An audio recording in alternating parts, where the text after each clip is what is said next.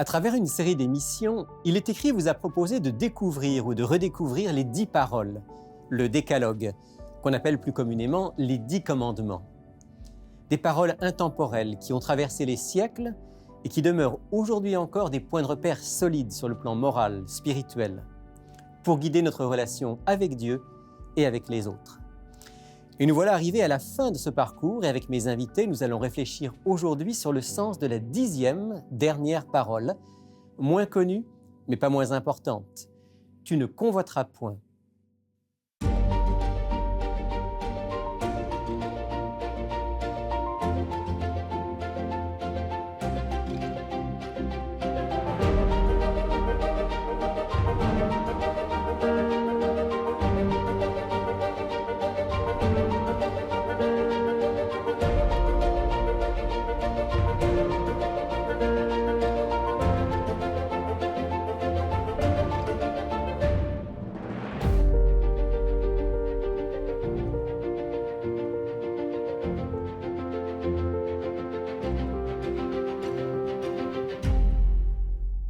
Eh bien voilà, nous sommes arrivés à la 10e et dernière parole du décalogue. La dernière, mais pas la moindre, comme je disais en introduction, et aujourd'hui encore pour réfléchir à ce texte profond qui peut certainement inspirer nos vies, je reçois mes amis, France d'abord, qui est une habituée de l'émission. Bonjour France. Ngoy qui nous vient de Québec. Bonjour Ngoy. Bonjour Rémi. Et Patrick qui a fait le déplacement depuis l'Estrie. Bonjour Patrick. Bonjour Rémi.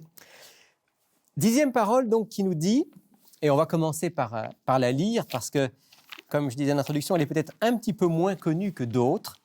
Exode chapitre 20, verset 17.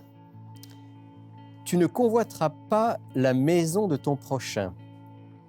Tu ne convoiteras pas la femme de ton prochain, ni son serviteur, ni sa servante, ni son bœuf, ni son âne, ni rien qui soit à ton prochain. » Donc, tu ne convoiteras pas. Et alors, la première chose qui apparaît quand on lit ce texte, c'est que, surtout au début, il y a comme un petit air de déjà-vu. Hein? Tu ne convoiteras pas la maison de ton prochain. Ça fait penser à tu ne déroberas pas. Ouais. Voilà. Tu ne convoiteras pas la femme de ton prochain. Ça fait penser à l'adultère. Alors, la question qui vient, c'est de dire, mais pourquoi est-ce que Dieu, en donnant ces 10 paroles, ressent le besoin à la fin de revenir en quelque sorte sur quelque chose qui nous a presque déjà dit? Ngoy. Dans les 2 paroles qui concernent le vol et l'adultère, ces 2 paroles donnent les actes. Tu ne feras pas tel acte ou tel autre acte. Alors que ici, ce qui est mentionné, ça donne plutôt une sorte de sentiment ou de motivation de ces actes. D'ailleurs, lorsqu'on le lit dans Exode, le mot qui est utilisé pour convoitise, qui est le mot ham, il a comme origine ou racine proche du mot chaleur, la chaleur du feu. Et dans Deutéronome chapitre 5, il est question de hiva, qui est le désir.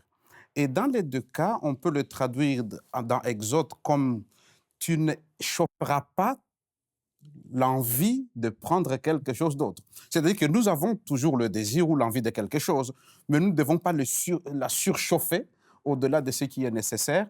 Et dans le désir dans Deutéronome, c'est comme si le texte est en train de dire « tu ne vas pas consumer le désir de vouloir prendre quelque chose qui est à autrui ».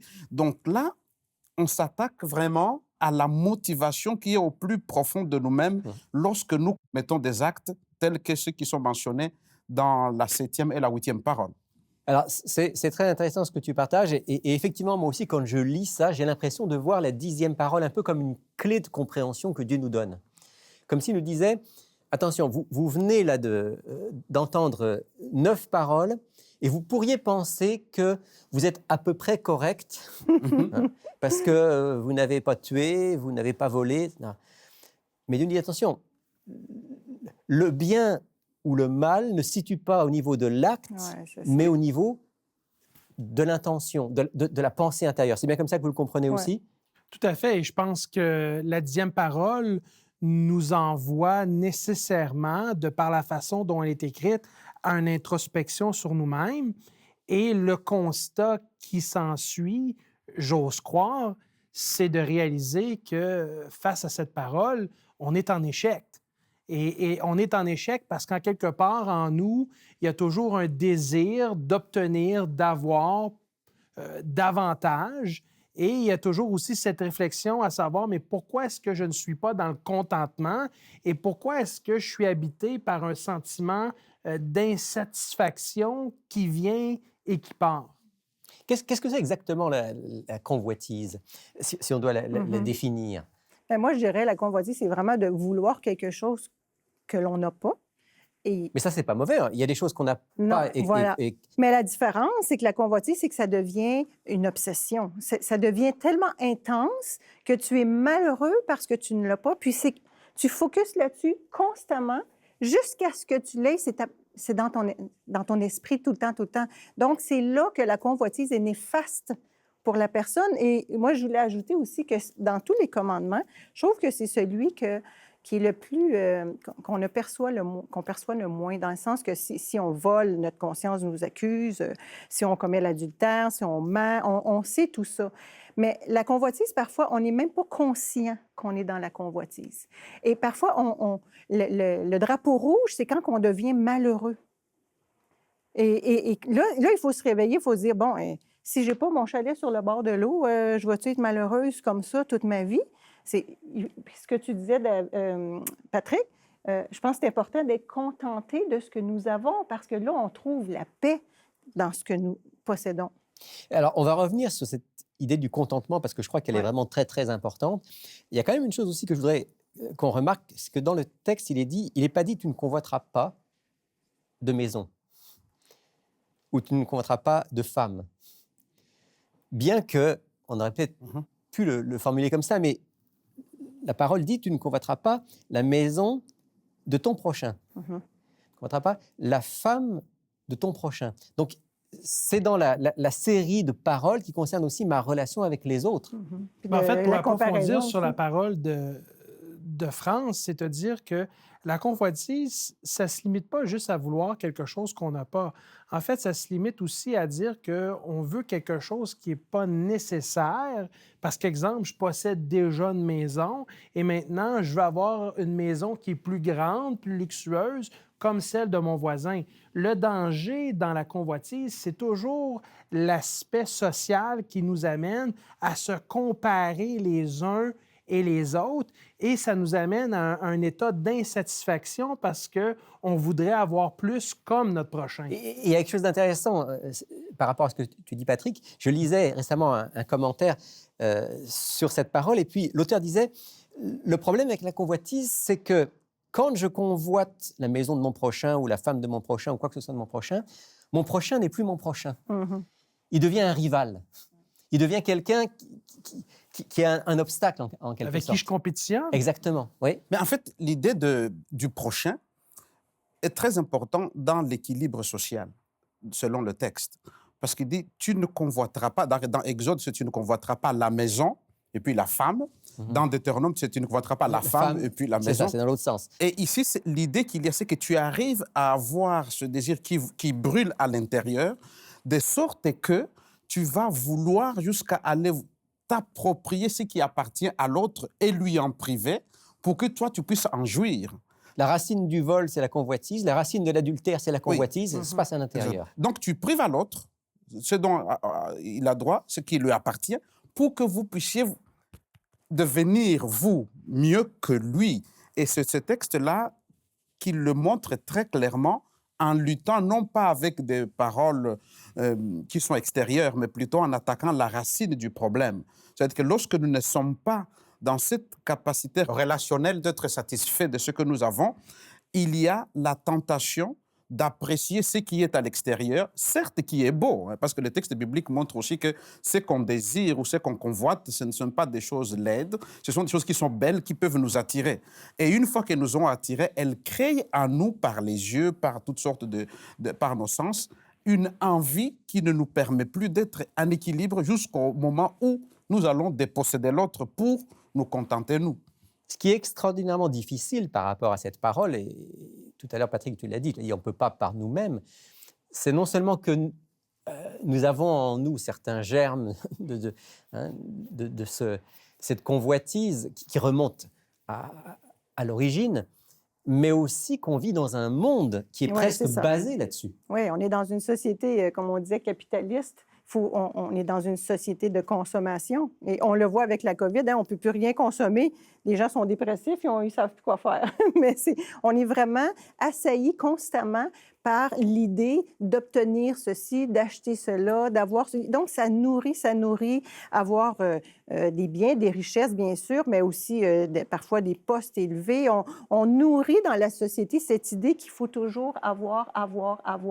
Puis, si on réussit, c'est si on a réussi à avoir ceci, cela.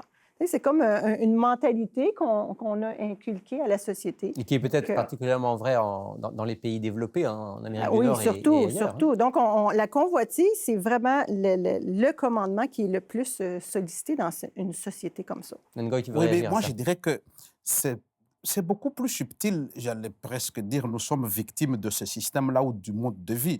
Parce que si on prend le texte de Genèse avec le péché d'Adam et Ève... on peut y aller parce que c'est quand même un texte fondateur. Donc, on voit très bien le mécanisme. Alors, Genèse 3. Genèse chapitre 3. Genèse chapitre 3. Oui, dans le chapitre 3, même si on ne le lit pas en entier, on va découvrir les mécanismes du fonctionnement.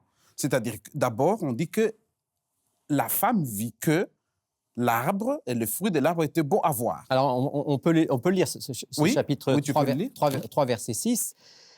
Et peut-être même qu'on devrait commencer un tout petit peu avant, parce qu'il y a une forme de convoitise aussi qui est mentionnée, à partir du verset 4. Donc, c'est le serpent qui parle. On sait que derrière le serpent, il y a notre ennemi à tous. Alors, le serpent dit à la femme, « Vous ne mourrez pas du tout. Mais Dieu sait que le jour où vous en mangerez, vos yeux s'ouvriront, que vous serez comme des dieux qui connaissent le bien et le mal. » La femme vit que l'arbre était bon à manger, agréable à la vue, propre à donner du discernement. Elle prit de son fruit et en mangea. Elle en donna aussi à son mari qui était avec elle, et il en mangea. Oui, donc là, on voit très clairement que la convoitise commence, il y a les yeux, donc le regard que nous portons sur ce qui est beau, il faut insister là-dessus. Et ensuite, il y a les goûts qui sont éveillés, il y a son intelligence, parce qu'elle rêve déjà de devenir Dieu. Oui, c'est ce qu'on lui a promis, c'est ce que le serpent lui a promis. Exactement, donc il y a les éléments. Et si nous prenons ce schéma, nous le retrouvons aujourd'hui. Donc, quoi de plus beau que de voir qu'il y a une belle voiture, une belle maison, et les yeux nous le disent. Et ensuite, ça crée en nous une sorte d'appétit, et cet appétit-là va faire en sorte que notre intellect va fonctionner avec ce désir-là, et nous serons satisfaits une fois que nous serons en possession de cela.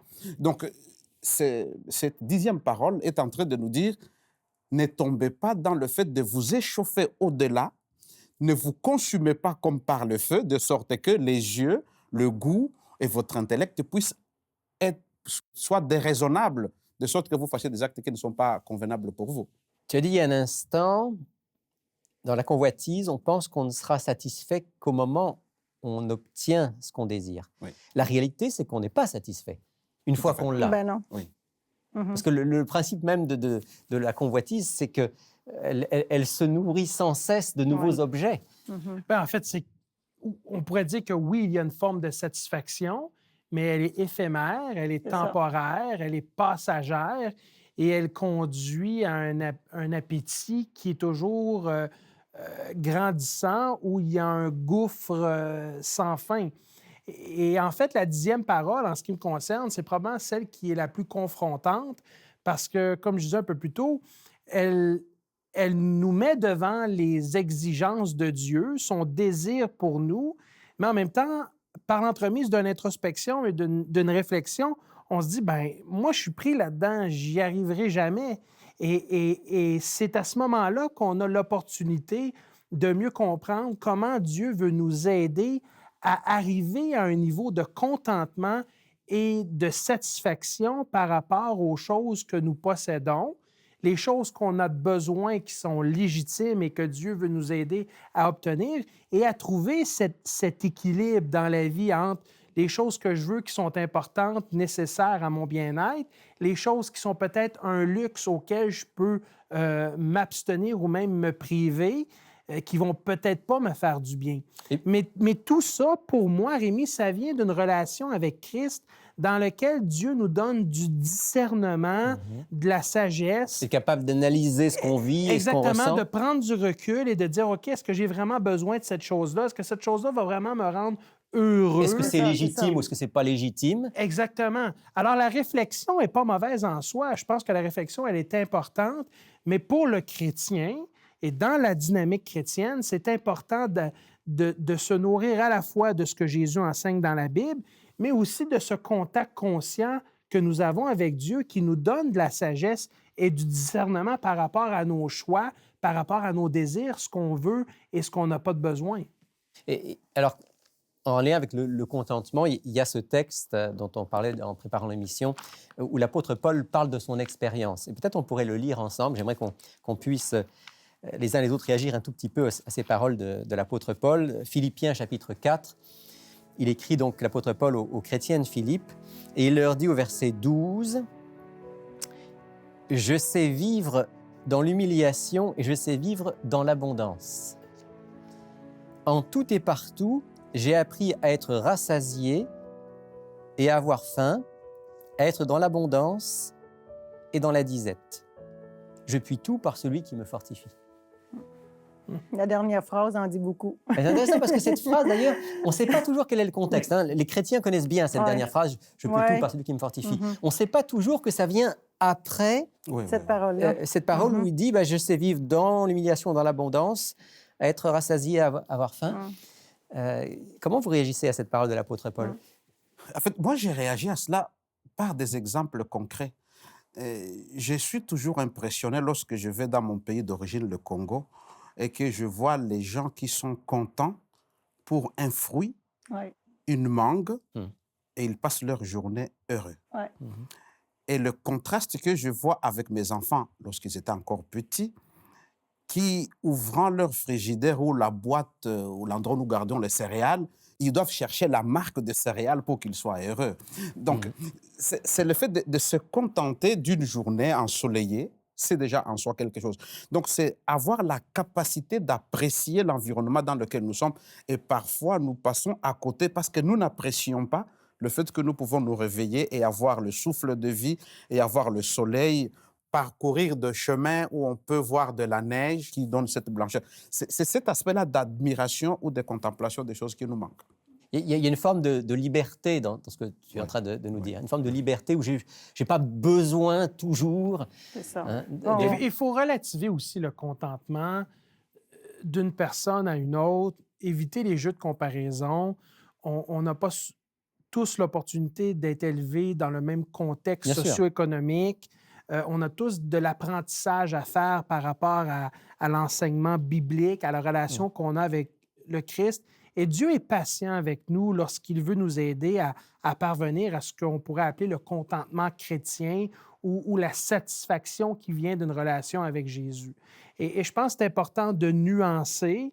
Ce n'est pas un moule dans lequel on veut mettre tous et chacun, mais je pense qu'il y a une progression à vivre dans notre relation avec Christ par rapport à qu'est-ce que ça veut dire d'être satisfait intérieurement avec Dieu et d'être dans une forme de contentement dont il est question dans la Bible. Mais quoi qu'il en soit, c'est à l'intérieur que ça se passe, dans notre relation avec Dieu. Définitivement. Et notre relation avec les C'est par autres. lui qu'on est fort. La dernière parole le dit. Hein? Alors, on arrive, là, on a presque fini, on arrive à la fin de cette réflexion sur les 10 paroles. J'aurais aimé qu'en terminant, chacun d'entre nous puisse dire ce qu'il retient de ces 10 paroles, ce qu'il voudrait garder, ce qu'il voudrait peut-être partager, en quoi ces 10 paroles sont des paroles fortes et nécessaires encore aujourd'hui. Bien, moi, personnellement, ce que je voudrais qu'on retienne, puis que les auditeurs retiennent, ça, c'est mon aspect à moi, en ayant travaillé avec les 10 commandements, il y a la loi et il y a l'esprit de la loi. Souvent, on s'arrête à la lettre de la loi, et souvent, cette loi-là, elle est exigée et imposée, alors que quand on comprend tout est dans l'intériorisation, notre relation avec Dieu, l'amour, l'Esprit de Dieu en nous qui nous rend capables d'appliquer dans nos vies les 10 paroles, toujours par amour et par l'Esprit. C'est toute une différence. Donc, la lettre et l'Esprit, donc, il faut comprendre l'esprit de la loi pour pouvoir bien la vivre. Ngoï? Pour moi, c'est la notion d'appartenance. Parce que dès le début de ces 10 paroles, il faut voir l'introduction « Je suis l'Éternel, ton Dieu ». Et là, il y a une triple relation.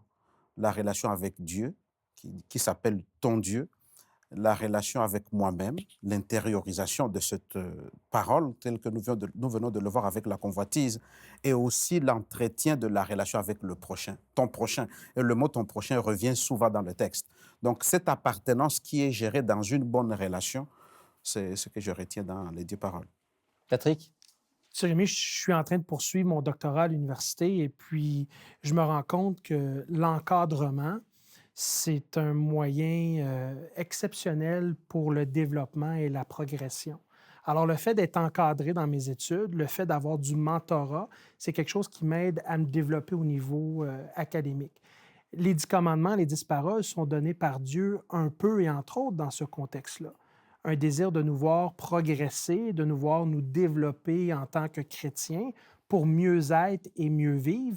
Et Dieu, en nous donnant cet encadrement-là, qui sont les 10 paroles, se présente également en mentorat pour nous dire « Je vais t'aider à te développer et à progresser à l'intérieur de ce cadre-là pour ton bien-être. » On ne nous dit pas que ça va être parfait, on ne nous dit pas que ça va être facile, mais on nous dit qu'avec Dieu, ça va être mieux.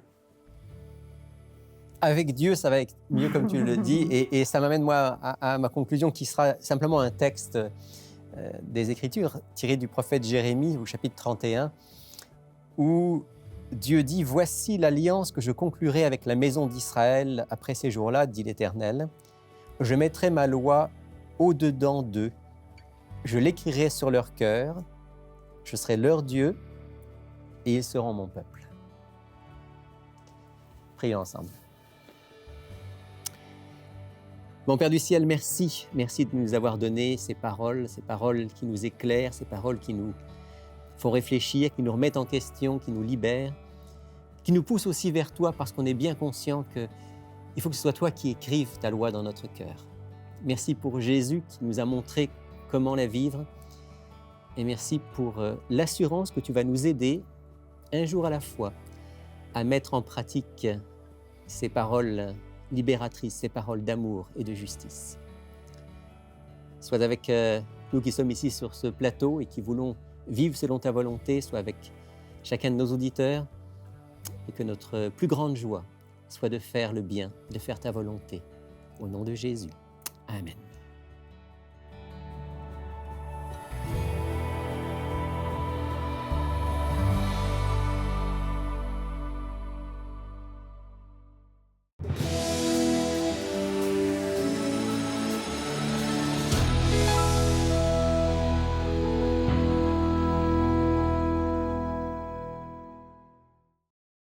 France, puisqu'on arrive à la fin de cette série sur les 10 paroles, on a donc choisi de proposer à nouveau à nos auditeurs ce petit fascicule intitulé justement « Le Décalogue ». Oui, c'est pour conclure. En fait, on conclut avec ce qu'on avait offert au tout début de la série, qui était justement ce petit fascicule, le Décalogue. Et c'est exceptionnel, hein? On l'a bien précisé dès le départ que c'est exceptionnel qu'on l'offre gratuitement parce que c'est quand même une étude que toi, tu as préparée il y a plusieurs pages. Normalement, ce petit livre se détaille à 10 mais là, on l'offre encore gratuitement, mais il faut en profiter parce que ça ne sera pas éternel. Dans le cadre de la série. Donc, dans quelques semaines, on va devoir payer des frais de 10 pour l'obtenir. Donc, profitez-en. Le décalogue qui a été fait par Rémi, c'est une étude complète sur les 10 paroles, en fait. Donc, en les prenant une par une, ouais. En essayant d'en dégager le sens. Bien approfondir. Voilà, donc nos auditeurs pourront en profiter. Et puis, tu as une question, justement, d'un auditeur. Oui, c'est l'auditeur, c'est Israël, qui est en fait un étudiant de la Bible dans nos cours en ligne que nous avons sur le net, qui fait le cours découverte, qui nous demande, selon le récit biblique de la Genèse, l'homme et la femme ont été créés à l'image et à la ressemblance de Dieu.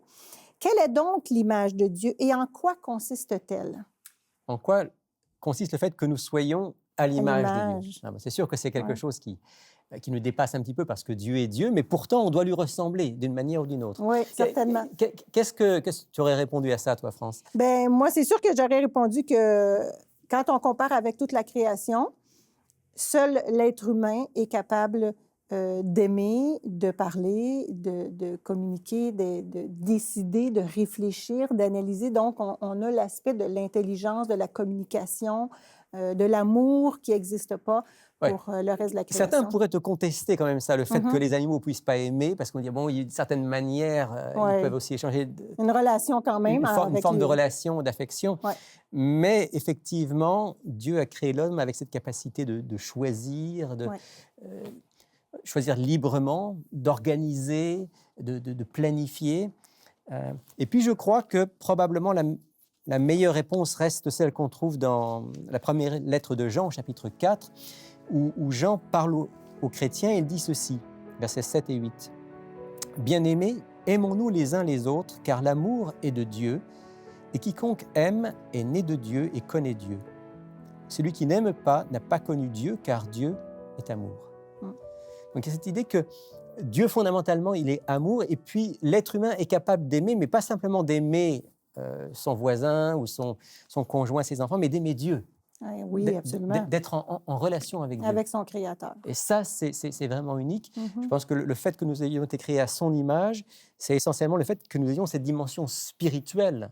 C'est vraiment une dimension différente, ça. La spiritualité, la relation avec Dieu, il n'y a pas d'autre créature qui l'est. Et je possède crois que c'est ça. vraiment ce qui fait la différence. Alors, bien sûr, pour pouvoir avoir cette relation, ça implique effectivement d'avoir la capacité de penser d'une manière élaborée. Mhm. Ça implique toutes sortes de choses. Mais finalement, au plus profond, le but de Dieu, c'est que nous puissions aimer comme lui, il aime, l'aimer comme il nous aime, nous aimer les uns les autres comme il nous aime aussi.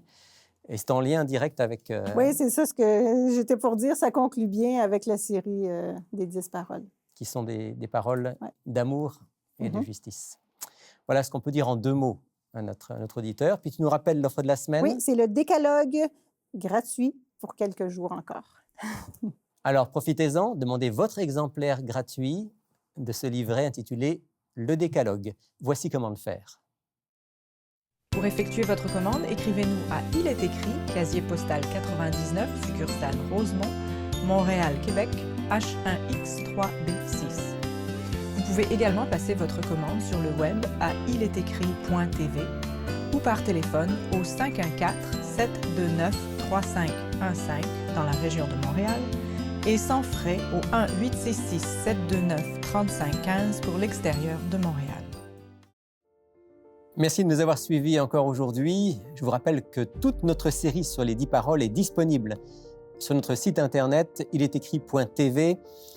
Vous vous rendez sur le site, vous cherchez dans les séries thématiques et vous allez trouver l'ensemble de nos émissions consacrées aux 10 paroles. On se retrouve la semaine prochaine pour un autre sujet. Mais d'ici là, souvenez-vous, il est écrit « L'homme ne vivra pas de pain seulement, mais de toute parole qui sort de la bouche de Dieu ».